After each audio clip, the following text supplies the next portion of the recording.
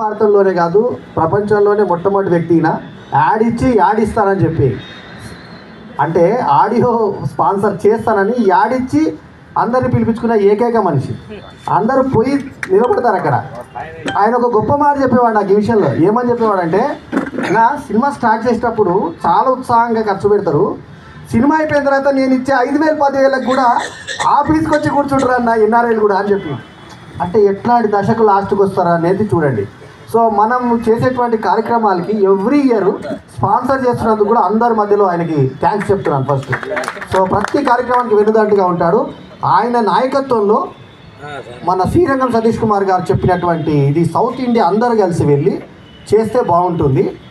ఇక సబ్సిడీ విషయం కూడా తీసిపడేదాల్సిన విషయం కాదు, అది కూడా ఆలోచించండి. గతంలో ఉండేది, నేను 1987 నుంచి ఉన్న 36 సంవత్సరాలు నా ఎక్స్పీరియన్స్. 36 సినిమాలు రిలీజ్ అయినాయి నావి. సో 9 సినిమాలలో సోలో ప్రొడ్యూసర్ని 3 భాషల్లో చేశాను. సో మొత్తం 17 సినిమాలు డైరెక్ట్ చేశాను. అందులో మన సాయి వెంకట్ గారు ఇచ్చిన వేషమే మొట్టమొదటి విలన్ వేషం నాకు. సో వారితో నా ప్రయాణం, ఎందుకంటే వాళ్ళ బ్యానర్ రిలీజ్ చేసినప్పుడు నా సంతకం పెట్టినందుకు ఇవాళ ఎంతో ఆనందంగా ఉంది నాకు. ఎందుకంటే ఇంతింతై వట్టుండింతై అన్నట్టుగా ఆయన ఎక్కడికో వెళ్ళిపోయాడు. సో జై రామనుజ రిలీజ్ అయితే కనుక ఆ సినిమా ప్యాన్ ఇండియా భక్తిలో మొట్టమొదటి సినిమా అండి.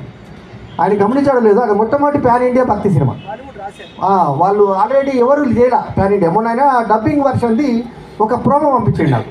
ఆ ప్రోమో చూసిన తర్వాత, అన్న యాక్చువల్లీ బాలీవుడ్లో నా సినిమాలు చాలా డబ్బు అయినాయి, అయితే వాళ్ళు ఏం చేస్తారంటే